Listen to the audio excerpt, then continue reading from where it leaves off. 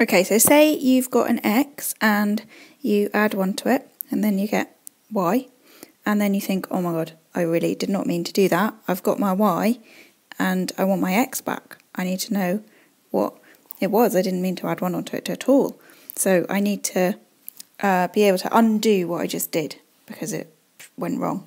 No, it didn't go wrong, but I shouldn't have done it. I wish I hadn't done it. I want to undo it. Okay, so what I need to do is rearrange this to say x equals in terms of y, and then if I know y, I know x. So that's not exactly difficult, is it, right?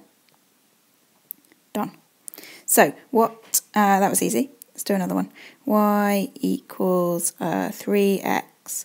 No, I wish I hadn't done it. Okay, what is x? X is just a third of y. You can undo it. It's all fine. What about something really hard like y equals 4x minus 2? And then I want to know what x was if I've got y.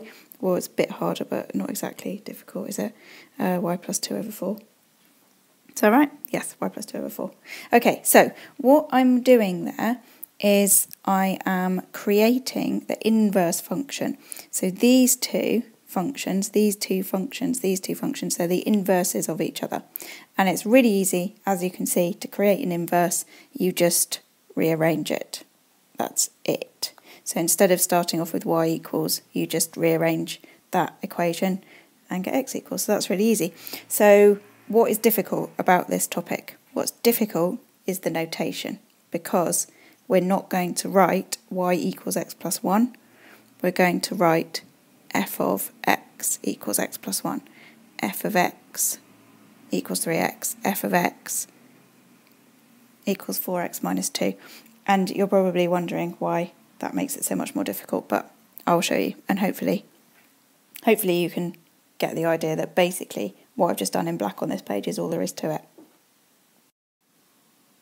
So here's our first one. There's no y here. F of x is x plus 1. So you should be able to do this. The way that we create a y is we just write it in. So instead of f of x, you just put y. And then that's it. We can just do what we did a minute ago, rearrange it. So x equals y minus 1. Done. Now, the problem here is that the big problem, there's two big problems here. One, my original statement didn't have a y in it. So what's this y thing? Is it still f of x? What is it? The other thing is that when we're talking about functions, we tend to use x as the input, as the letter, and then we tend to use y as the output.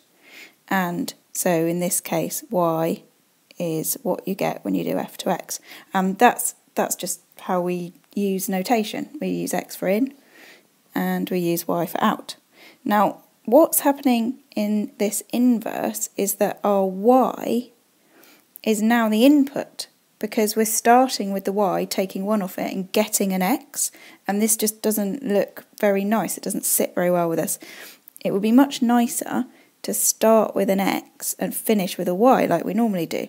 So if the original function is x plus 1, then the inverse function, that's the notation for the inverse function, is x minus 1. So that makes sense. If you do x plus 1, then the opposite of that, the inverse of that, is x minus 1. But we're using x as the input, not y, because that's what we do with x. We use it as an input. So essentially what's happened is that this x the y that came out is now being treated as if it was an x, because now we're putting the x into the inverse function and then coming back over here, and obviously what we get is this value that we started with, but now the value we started with is an output, not an input.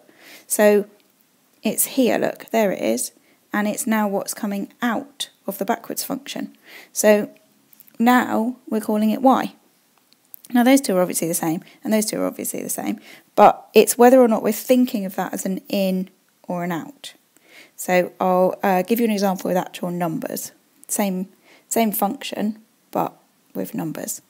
So f of x is x plus 1.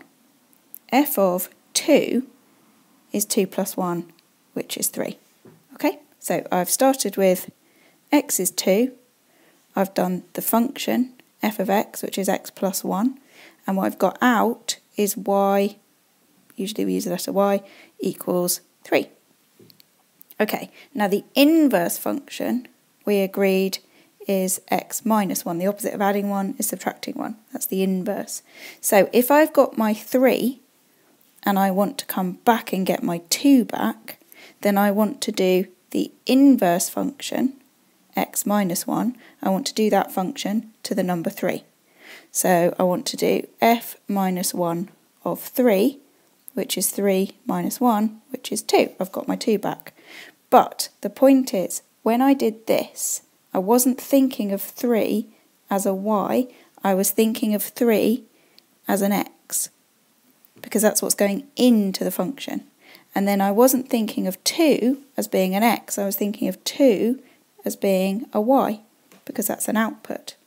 So there's two things going on. One, we need to be confident with this notation, f of x, and inverse notation, f minus 1 of x. The other thing is we need to understand why we swap the x's and the y's around, that we use x for what's going in and y for what's coming out. So if what's come out becomes an in, then we change it from a y to an x. See, it's more complicated than you'd think. Okay, so let's go back to our very simple example, x plus 1, and do this properly. We want to construct the inverse function. We don't want this f of x notation, we want to use y, so we've got an idea of in x and out y. That's better. So first thing we're going to do is replace f of x with y, just to help us with the manipulation and understanding what we're doing. Now, what we're doing at the end of the day with this is we are trying to go backwards. We're trying to make work out what the connection is between the x and the y in the other direction. And we know that ultimately the x is going to become an output and the y is going to become an input. So what we do is just do that now in the algebra. Replace, swap over x and y. Swap all the x's for y's and swap all the y's for x's. And all that's doing is telling us how to think. It's saying think of this as an input. That's why we're writing x. Think of this as an output. That's why we're writing y. Okay, now what we're going to do is we're going to rearrange this to say y equals, because that's what we want. We want the output in terms of the input. So in this case that's quite easy, isn't it? Y equals x minus 1. And then the last step is just to go back into that notation. So replace the y's with f minus 1 of x. That's the very last thing we do. F minus 1 of x is x minus 1. Okay, let's try a slightly more difficult example. Okay, so same idea. First thing we're going to do, we're going to replace the f minus 1, sorry, not f minus 1, that's what we're going for, f minus 1. We're going to replace the f of x with y, so that we've got something psychologically easier to work with. Y equals x plus 2 over x.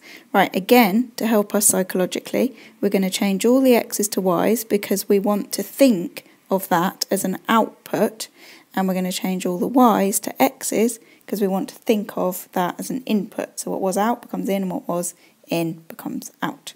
So we change that to that, we change that to a y, and we change that to a y.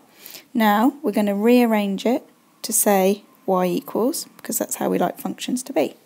So xy is y plus 2. It's a little bit more fiddly, this one. Xy minus y equals 2. Not obvious what to do, but standard trick, common factor of y, and then divide under. Y equals 2 over x minus 1. Let's just make that a little tiny bit smaller. And there, we're done. It says y equals.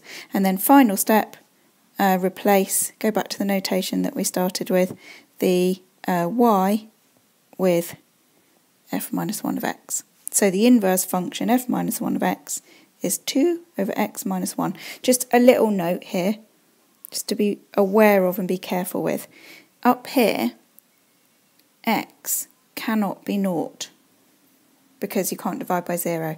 And down here, x cannot be 1 because you can't divide by 0 for the same reason.